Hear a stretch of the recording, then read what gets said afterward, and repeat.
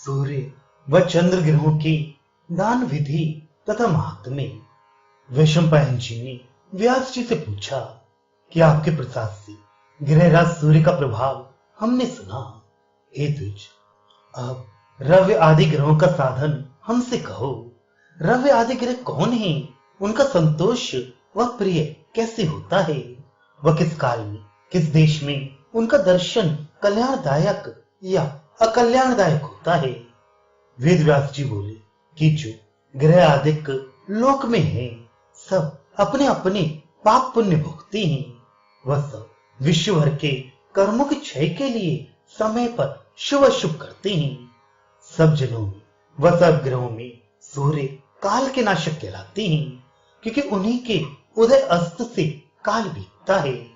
ये तीक्ष्ण व सौम्य किरणों के योग से निग्रह व अनुग्रह करते हैं। इससे प्रथम इन्हीं के संतोष का उपाय हम कहते हैं।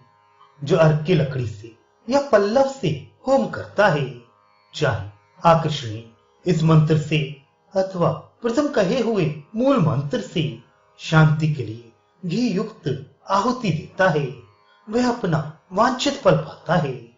सब रोगों की शांति के लिए या किसी को वध बंधन से छुड़ाने के लिए एक एक मंत्र से 100 आहुतियां देनी चाहिए। सूर्य के दिन मिश्री या शर्करा से हवन करना चाहिए। वह अपनी शक्ति के अनुसार मनोहर हव्य कव्यों से ब्राह्मणों को भोजन कराना चाहिए। शुक्ल पक्ष की सप्तमी अथवा पूर्णमासी को जो कोई होम सूर्य मंत्र से करता है, वह यदि रोगी होता है तो रोग से छूटता है, रोग से कष्ट नहीं पाता। ब्रह्मा से लेकर तृण पर्यंत सबसे सूर्य के बड़ा पराक्रम है।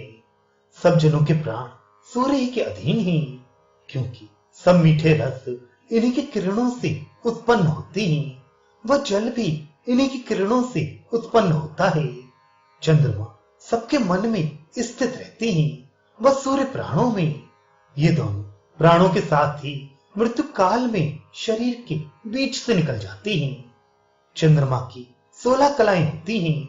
वह चंद्रमा की एक मूर्ति सिर के भीतर रहती है। चंद्रमा की 16 कलाएं होती हैं। वह चंद्रमा की एक मूर्ति सिर के भीतर रहती है।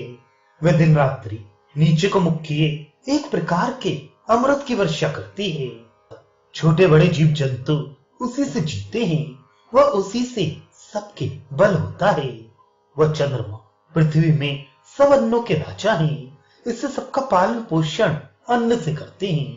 बस इन्हीं दोनों सूर्य चंद्रमाओं से ये संसार स्थावर जंगम पुष्ट होता है। इससे इन्हीं दोनों की आराधना से शरीर की पुष्टि होती है। वह शरीर की पुष्टता ही से फिर पुण्य होता है।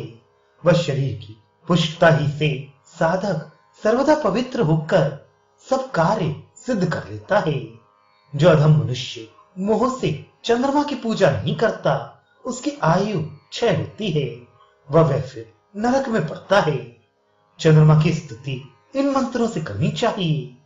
ये कला रहे महादेव जी के मस्तक पर तुम अपनी कला से द्वितीया को स्थित होते हो। हे जगन्नाथ चंद्र, तुम्हें नमस्कार है। द्वितीया को तो इस मंत्र से नमस्कार करे।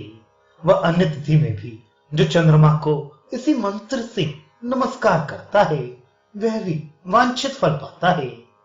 प्रथम तुम अत्रि मुनि के नेत्रों से उत्पन्न हुए, फिर क्षीर सागर के मतने से वह तुम्हारा महेश जी के मुकुट में वास है। हे चंद्र, तुम्हें नमस्कार है। सुधाकर जगतपति दिव्य रूप, तुम्हें नमस्कार है। शुक्ल पक्ष व कृष्ण पक्ष दोनों में बराबर रात्रि में तुम प्रकाश करते हो, यह पंडित लोग कहते हैं। ओम राम ह्रीम सोमाय नमः ये चंद्रमा का जपने का मंत्र है। प्रातः काल जपना चाहिए। इस प्रकार जो चंद्रमा की पूजा करता है या इस इतिहास को सुनता सुनाता है, वह जन्म जन्म में अमृत के तुल्य लोगों को मीठा लगता है। ऐसे ही सहस्त्र नाम से जो स्तुति करता है या पृथ्वी में पूजा करता है, वह अक्षय स्वर्गवास पाता है।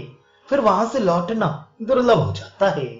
पीतल या कांस्य के पात्र में दधी घी भरकर अपने विभव के अनुसार थोड़ा या बहुत अहंकार रहित जो कोई पुरुष चंद्रमा के लिए दान देता है, अथवा स्वर्ण के पात्र में या चांदी के या कांस्य ही के या लोहे के या मृतिका ही के पात्र में दही घी भर के किसी पर्व में जो कोई बहुत पढ़े लिखे सदाचारी बहुत पुत्र वाले ब्राह्मण को देता है, उसका रूप अमृत से भी अधिक सौभाग्य वाला होता है।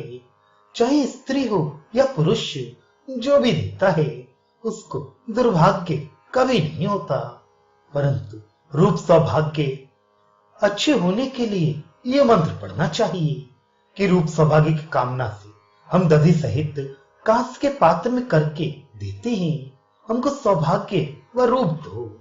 इस मंत्र को पढ़कर अहंकार रहित होकर ब्राह्मण को देते, वह अपनी शक्ति के अनुसार दक्षिणा और नए वस्त्र आदि भी